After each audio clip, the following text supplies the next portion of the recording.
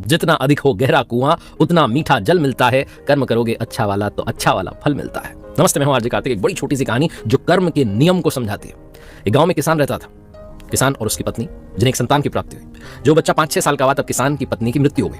रिश्तेदारों ने, दोस्तों ने कहा कि दूसरी शादी कर लो, बच्चे का लालन पालन भी हो जाएगा, तुम भी दुखी नहीं रहोगे, जीवन अभी बहुत बाकी है। बहुत तरीके से समझाया किसान, समझाने। 2-3 साल बाद उसे लगा कि बच्चे के लिए एक माँ होनी चाहिए, मुझे शादी करनी चाहिए। तो उसने दूसरी शादी कर। दूसरी शादी जो की, दूसरी पत्नी से भी उसे एक संतान की प्राप्ति, एक बेटा प्राप्त हुआ। और उस बेटे की भी उम्र जो है ज्यादा रही नहीं होगी, तब वो दूसरी पत्नी की भी मृत्यु हो गई। कुछ समय के बाद जब उसका बड़ा बेटा शादी के लायक हो गया था तो किसान ने उसकी शादी करवा दी। और उसके कुछ महीने बाद किसान की भी मृत्यु हो गई।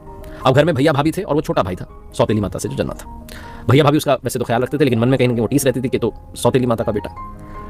और समय का फेर ऐसा था कि वो जो छोटा भाई था वो बीमार हो गया और उसकी बीमारी का इलाज नहीं मिल रहा था। ऐसा नहीं था कि बड़े भाई ने खर्चा नहीं, उसने खर्चा किया, वैद्यों से मिला, हकीमों से मिला, उपचार करा, इलाज करा, ठीक नहीं हुआ। एक दिन भैया भाभी बैठ करके बात करते कि क्या करें, अगर ये जिंदा रहा तो आधी प्रॉपर्टी भी इसको देनी पड़ेगी, समझ में आ नहीं रहा है, खर्चा भी इस पर बहुत हो रहा है। तो भाभी जी धीरे से बोली कि क्या करें, बीमार है, बीमार में चला गया तो पता भी नहीं चलेगा, कोई शक नहीं करेगा हम पर। तो उस बड़े वाले भाई ने कहा चलो ठीक है, मैं वैद्य से बात करता हूँ, दवा की जगह कुछ ऐसा देते हैं कि निपट जाए। वैद्य से जाकर के बात की और वैद्य से कहा कि थोड़े ज्यादा पैसे ले लो, लेकिन अब दवा नहीं देनी, अब जहर देना, ताकि जल्द से जल्द इससे हमारा पीछा छूटे, बहुत खर्चा हो चुका है। वैद्य भी लालच में आ गया, उसने पैसे ले लिए और पैसे लेने के बाद जहर दे दिया। अगले दिन से छोटे भाई को जहर दिया जाने लगा और कुछ दिनों में उसकी मृत्यु हो गई। भैया भाभी बड़े खुश कि चलो भैया इससे पीछा छूटा, अब हम आराम से जिंदगी बिताएंगे। सब कुछ ठीक चला था, इनको संतान की प्राप्ति हुई, बेटा हुआ, बच्चा बड़ा हुआ तो उसकी शादी करवा दी, सब कुछ ठीक, कहीं कोई चिंता नहीं।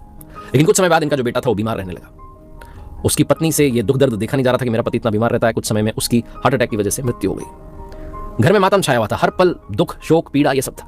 ये जो व्यक्ति था, इसकी सारी प्रॉपर्टी जा चुकी थी उसके इलाज में बच्चे के, और सोचता था इसको कैसे ठीक करूं, ठीक हो जाए, बस सारा पैसा लगा दिया, सब बिक गया। एक दिन चारपाई पर वो बेटा लेटा हुआ था और ये व्यक्ति वहां उसके पास में बैठा हुआ था। तो उसने इसका हाथ पकड़ा और कहा, भैया अपना सारा हिसाब हो गया, कफन का और लकड़ी का बचा है, उसके बाद मैं चला जाऊंगा। ये व्यक्ति चौंक गया, इसने कहा भैया मैं तुम्हारा बेटा, पिता हूं, भैया नहीं हूं, दिमाग खराब तो नहीं हो गया बीमारी के चलते? उसने कहा नहीं, आप मेरे भैया हो, मैं आपका छोटा भाई जिसको आपने जहर देकर के मार दिया। एकदम से डर गया, बोले क्या बोल रहे? बोले हाँ, हिसाब किताब तो इसी जन्म में करना था भैया, वापस आ गया मैं आपका बेटा बनकर। बोले अच्छा? बोले हाँ, वो वैद्य जिसने मुझे जहर दिया था, लालच में आके, पैसे के चक्कर में दवाई की जगह जहर दे दिया, उसकी तो कुछ ही सालों में मृत्यु हो गई थी और वो मेरी पत्नी बन के जो है इस जन्म में आया, देखा भी कुछ समय पहले उसकी भी मृत्यु हो गई। सब बिक गया आपके घर में, जिसका आपको अभिमान था, जिसका डर था कि मुझे देना पड़ जाएगा, सब चला गया। अब ये थोड़ा बहुत हिसाब किताब बचा है, मैं भी चला जाऊंगा। आप जीवन भर तड़पते रहना अपने बेटे की मृत्यु के वियोग में, इसी दुख में परेशान रहना कि मेरा बेटा चला गया, तब आपको समझ में आएगा। बहुत छोटी सी कहानी है जिसका सार समझाता है कि कर्मों का फल तो भोगना पड़ेगा, जो भी आप कर रहे हो वो लौट के अवश्य आएगा।